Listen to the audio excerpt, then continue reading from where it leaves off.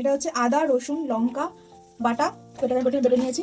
ধনে আছে এর মধ্যে, ধনে চাল আপনারা দিতেও পারেন নাও পারেন। তো বাটাটা আমি এখন মাংসের মধ্যে দিয়ে দেবো। আপনারা বোনলেস চিকেন নিতে পারেন, নাহলে নর্মাল চিকেনও নিতে পারেন। তো আমি চিলি চিকেনের পিস কাটিয়েছি।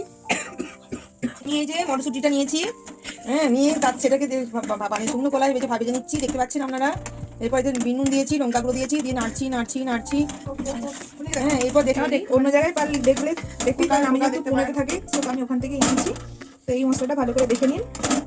তো টিক্কা মশলা এই পিস আবার কি এটা আমি দেবো।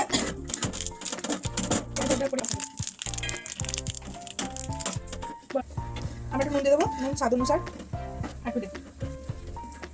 তো এটাকে আমরা ম্যারিনেট করে নেবো। ম্যারিনেট করে এটা আধ ঘন্টা রাখতে হবে, ঠিক আছে। দিয়ে আমরা এর মধ্যে এক ছিপি মানে ভিনিগার দেবো, বিকজ ভিনিগার দিলে এটা খুব তাড়াতাড়ি নরম হয়ে যাবে, সেদ্ধটা ভালো করে হবে। আপনারা নাও দিতে পারেন, এটা ম্যান্ডেটরি নয়।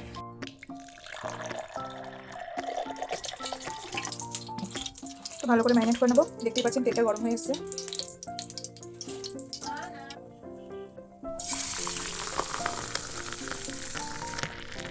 দিয়ে এগুলোকে লাল লাল করে ভেজে নেব। ভেজে নেওয়ার পর পরিবেশন করেই স্বাদিষ্ট।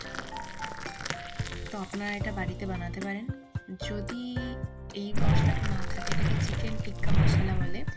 এই চিকেন টিক্কা মশলা বলেই দোকানে পাবেন। তো চিকেন টিক্কা মশলা আনবেন, এরকম ম্যারিনেট করবেন আর আনন্দে খাবেন। এটা করার আরেকটা উপায় আছে, চিকেন ভাজা বলি এটাকে। তো এটা করার একটা উপায় যদি আপনারা চান, তাহলে আমি সেইটাও এরকম রেসিপি আপনাদের সাথে শেয়ার করতে পারি। 3, 2, 1 কেমন দারুণ। ফুটু ফুটু